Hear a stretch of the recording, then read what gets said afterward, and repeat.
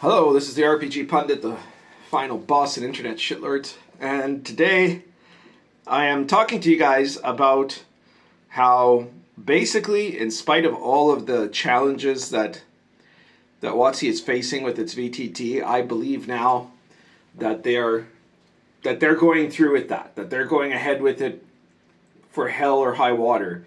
And the reason why I'm saying this now is because the second quarter Hasbro report came out.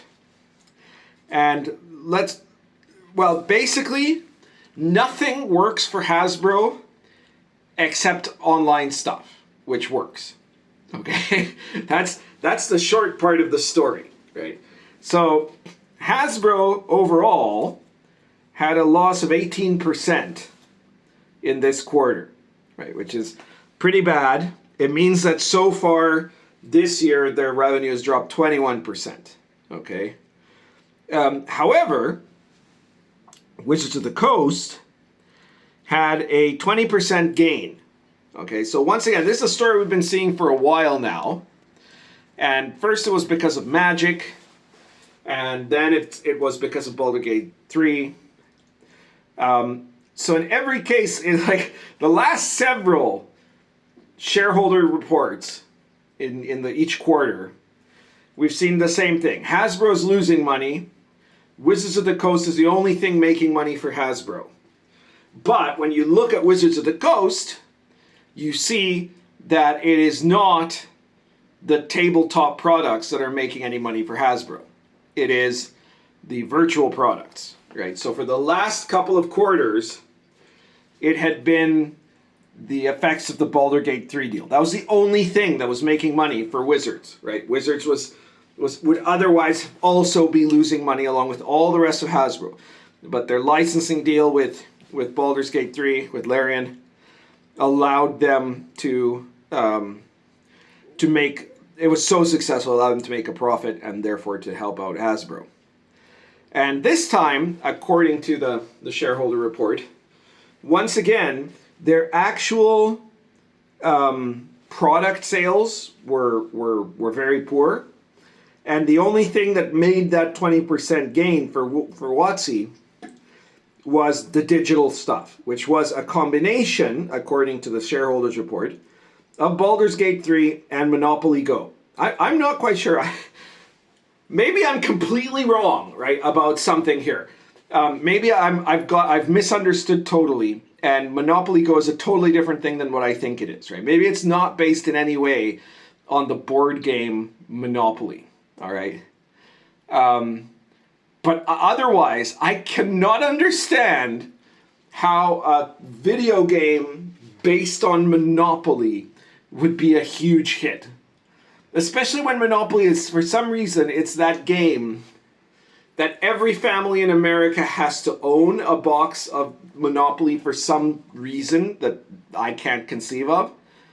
But nobody actually really wants to play it. And if sometimes people, usually kids, decide they want to try playing it, they do, and you almost never finish a game. It's a terribly designed game. It was in fact a woke game that was originally designed to show the evils of capitalism, right? So right there, it was tainted from the beginning.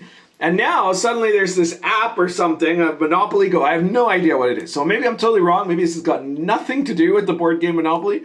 But, like, I just don't understand. I don't understand how, if it is based on Monopoly, it could be so successful. Maybe someone will want to enlighten me on that.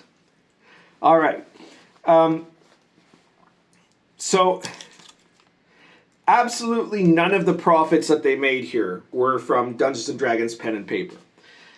There was some one box set or new set of Magic the Gathering cards, the latest ones, that did moderately well. Okay, so that means if you're looking at how Wizards of the Coast is doing, then they have at the top everything digital. Second, Magic the Gathering is still doing a little bit well, and third, D&D in pen and paper is useless, right? It doesn't serve any purpose. And so, to me, this is going to be proof now that one way or the other, we're seeing the end of the the focus being on pen and paper RPGs by Wizards of the Coast. It'll never, however, be the end for me, right? For the OSR, we're still going to be making it. In fact, we have had, as I recently proved in a video, the last 5 years, the OSR has been growing steadily every time. This has been the best year ever for the OSR. Aside from Baptism of Fire, I've got here right now, we've got Dark Albion, which is, of my 3 medieval authentic settings, Albion was the first, the second one was Sword and Caravan, the third one was Baptism of Fire. And Albion was the most, it was the first one. So there's a lot of stuff, it isn't quite as polished as Sword and Caravan or Baptism of Fire. And maybe at some point I will be able to do a new version that will update that. But you know what is cool with Dark Albion is that it is set in 15th century fantasy England. And that includes the Sherwood Forest. And I've just come out with the latest issue of the Pundit Files, available now in the Red Room for just $3.50. It's called The Merry Men in Sherwood. And it was something that I started to write about when I was still working on Albion and Lion and Dragon, and then never included in the main book. And it also has a map by Dominic Crusade, who made the maps of Dark Albion. So it's an excellent little product. You don't have to have Albion to use it. You can use it as a generic England in the 15th century source book on the Sherwood Forest and its environs and the Merry Men and all that sort of thing, right? But, if it can certainly be worth buying Dark Albion too, right? So, but anyways, check it out. It's in the Red Room store. The link will be in the description. And if you go there, you'll find all the other Pundit Files as well. Every one of them. This is now number 17. There are 16 other ones, including the World Tree, the Planar World Tree for Baptism of Fire, some other adventures for Baptism of Fire and Sword and Caravan, and lots of other random generators and tables and adventures. Every single one of them only costs about $3.50, so be sure to check those out, all right? Back to the topic, though. I decided to do the ad in the middle of the video this time, I guess. So back to the topic. Here's the thing. The only revenue they're good at getting is revenue from virtual sources, pretty much. And that means that they're going to dedicate themselves to this in such a way, in spite of all the complications they've had so far, this is why they are so determined to go forward with the virtual tabletop. And I can tell you that what is not going to be in the cards, as far as I can see, based on this report, is that they ever return to Dead Tree publishing being the focus, right? I mean, that they're still going to be, for merchandising purposes, there's going to be some special event books that are a product, but that's just a type of merch, right? Like they might do a Beholder teddy bear or whatever, a stuffy or whatever, a Beholder plush toy, or they might do a book about the Caves of Chaos, right? But they're gonna to them that's going to be the same thing, right? They no longer have a publishing arm at all. They just have a merchandising arm, and then they have a virtual tabletop arm. And this is also part of why the new boss is someone who came out of World of Warcraft, right? They're going to be trying. Their goal is to make the virtual tabletop the financially viable part of this. Will it be, though? Who knows? I think there's been a lot of problems already, or the hint that there are problems. There have been delays. That's very clear. Because the point was they were supposed to have the virtual tabletop up and running by May of this year. And it hasn't happened, right? So there have been big problems. But I don't think that if those problems, there are only two possibilities. Either those problems get overcome and they continue with the virtual tabletop plan. And then the virtual tabletop will either financially succeed or fail. And if they can't overcome the problems to get to that point, or if the virtual tabletop fails, I do not believe that what happens next is that they say, oh, darn, all right, well, let's just go back to printing books. Because the books are just not worth it to them, right? I mean, and they might be worth it if they made a serious effort to have a publishing arm and got game designers and writers who are based on merit and ability, right? But they don't do that. So obviously their books are going to be a disaster. Obviously their books are not going to sell enough. But even if they had like the best people in there, even if they had me in there, right? Or whoever else, you know, they had Venture Satanis doing the Gonzo stuff or something like that, you know, they still would not probably be able to justify it because the profit margin in publishing, in traditional style publishing, which is what they would be doing, is too low. You know, Alexander Makris recently did a post on X where he was talking about how essentially the left's takeover of traditional publishing is what killed men's interest in reading novels, boys and men, right? That there's apparently a very marked decline, but that in fact, there are tons of boys and men reading stuff that is outside of the traditional publishing model, like stuff that's being now crowdfunded. You know, that's where, because men weren't allowed to write those things anymore, because men weren't in charge of the publishing anymore, and so men went off and did something in an alternative format. And I can tell you, as someone who's dealt in publishing for decades now, not just in RPG publishing, but also with trad publishing, trad publishing is dead. Trad publishing has been dead for years. It just doesn't know it yet, right? But it is very, very clear that it is a dead model. As dead as like the record companies of the early 2000s were, as soon as, you know, people could burn a CD from something they downloaded from Napster or whatever. You know, so this is not a viable sort of format. If you have a big company, a mega corporation like Hasbro with Wizards, the money just isn't there. The money is not there for making publishing. There isn't. I think eventually, in a matter of who knows when, but in due time. And I mean, like, Wizards technically might be abandoning traditional publishing of D&D products now, right? Like, that's it. They're going to go into the virtual tabletop instead. But I think that besides them, within a decade at the latest, I don't think there's going to be a single, like, big publishing, right? Like what the elitist assholes used to call the industry of role-playing games, right? As if these were these were corporations like, you know, of great note, like Hasbro or something like that, right? Like when they used to say that about like old Wizards of the Coast, they used to say it about Paizo and stuff like that, and you know, all of these other, like Green Ronin, they were the professionals, right? They weren't a bunch of amateurs that were just doing their own shit like the OSR, right? They're all screwed now. You know, all of those guys are pretty screwed too, right? Like, they're not as screwed. The bigger the company is, the more screwed it is if it's trying to do traditional publishing. But there is not going to be an industry. There's going to be indie publishing. Indie publishing is the winning element here. It's the only way you make money is if it's a small operation, not too many people that have to be paid, which is really bad for leftists, right? Because leftists, for everything they do, they have to have like a 50 being team. I say being because obviously they're not going to call themselves a 50-man team, right?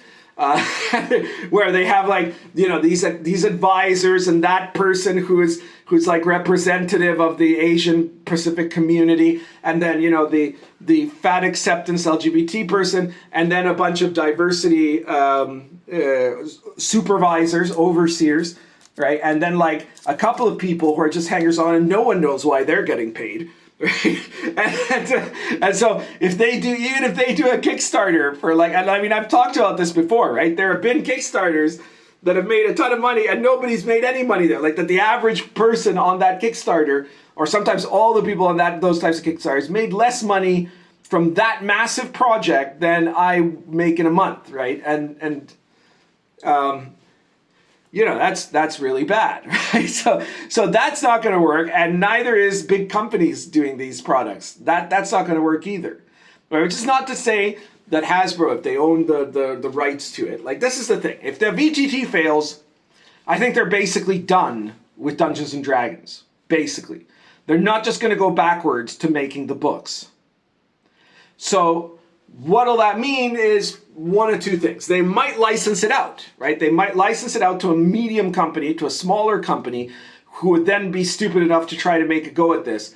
And unless they're like wicked based, and super efficient, the odds of that succeeding are not great. So after a couple of years, they'd probably fold. The rights to go back to Hasbro. Maybe someone else would try, and the same thing would happen, right? So sooner or later, that it's just gonna disappear, right? I doubt Hasbro will sell Dungeons and Dragons. They could, like I said, they can license it out. They'll want to try to license it out to someone. But the only people that will do something successful with that is if they license it to something like Larian, who can then use Dungeons & Dragons for video games, right? The books are not going to matter anymore. And they might, like I said, as merchandising, let's say in the 60th or 65th anniversary, they might do, a box set with D&D rules in print, right? As a special product, as a merchandise product. But they're not going to have ongoing regular print products that are going to be sold in bookstores and largely made out of dead trees, right? That is the part that I think is going away, and based on the ongoing results. I mean, this is just this last report, this last shareholders report for this quarter.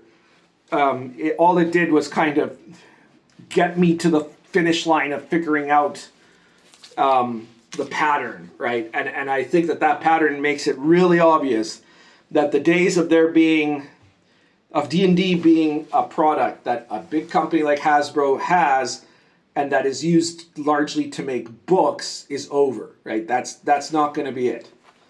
And, like I said, though, in the intermezzo of this video, that's a good thing for some people. It's a good thing for the OSR. It's a good thing for any kind of indie publishers, because it means that we now get to own this, and the creativity that indie publishers, not just me, all kinds of indie publishers of RPGs, especially in the OSR, the creativity that they have, both if you're looking for like better homages to the past, or like the book by John Peterson's book that Wizards of the Coast is putting out on the 30th anniversary is an attack on D&D disguised as a history book. It's garbage, right? But, Blackmoor Origins by Griffith Morgan is a vastly better version of that, right? Any part of the current D&D settings, you get look at any of my products, there could be a better version of that than those D&D settings, right? Because corporations only do generic garbage. It's not just my products. I mean, if you want... depending on what genre you want, right? Like the basic rules, the OSR's got lots of basic rules that'll do the work better than the version that any version Hasbro could ever have made. And that's like the least divergent one, because of course those are going to be clones, right? But, if you want, exciting adventure stuff, there are much better adventures being made by the OSR that has ever been made by Hasbro, or at least has been made by Hasbro in the last 3 years. There's much better setting material. There's much better setting specific rules, right? Like if you want cyberpunk D&D, Cities Without Number, right? You have cyberpunk D&D. You never have cyberpunk D&D in Hasbro, and if you did, it would be horrible. Like it would be just horrible because of the people writing it, You have better dungeons, right? Like, everything that Greg Gillespie's ever done is better than any dungeon ever made by Hasbro, and most of the ones that were made by TSR, right? So this is the place to be, right? That's only gonna if Wizards disappears, ultimately it might hurt the hobby as a whole, but it'll potentially benefit the indie designers of RPGs if we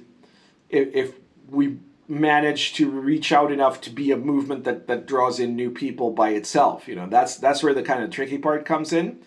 But the important thing is as a hobby, we'll be able to continue on our merry way with or without Hasbro. But I really do think this is where it's coming to, right? That Hasbro, if they're going to keep being involved in D&D, it's going to be as a online multiplayer game.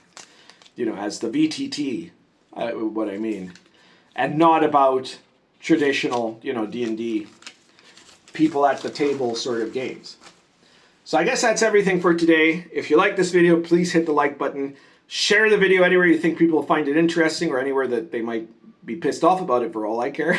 And subscribe if you haven't subscribed yet. And check out all my products. In the description to this video, you click the little more button and it'll expand to show you the links to all of my different products. You're bound to find something you like, whether it's stuff like Dark Albion settings, adventures like the Old School Companion 2, which continues to be gaining sales. It's got 26 adventures that are medieval authentic, all of them based in real legends. You can use them in any OSR product, or in D&D for that matter. Social encounters on the Silk Road. If you're not satisfied with either just role-playing it on the one hand, or rolling some kind of social skill check based on a point-buy system, or social combat mechanics that abstract everything on the other, Social Encounters is a book that you need to pick up, because it takes the basic 2d6 reaction roll system of D&D and expands it into a mechanism by which mostly what the player does is talk about what his character would do, how his character would approach a social situation. But then there's a roll based on a number of modifiers, including the NPC, the environment. And in the book, you have a list of a number of the most common sort of social actions that player characters might engage in. Things like haggling, bribery, intimidation, information gathering, speaking in front of authority, bluffing, all that sort of stuff. So be sure to check out Social Encounters. It says Social Encounters along the Silk Road, but it's literally very little to do with the Silk Road. You can use it for any OSR game. And that's everything for today. Currently smoking this Peterson. I think this is I always forget this one. It's a Peterson oversized poker king sale. All right, Kinsale. Talk to you later.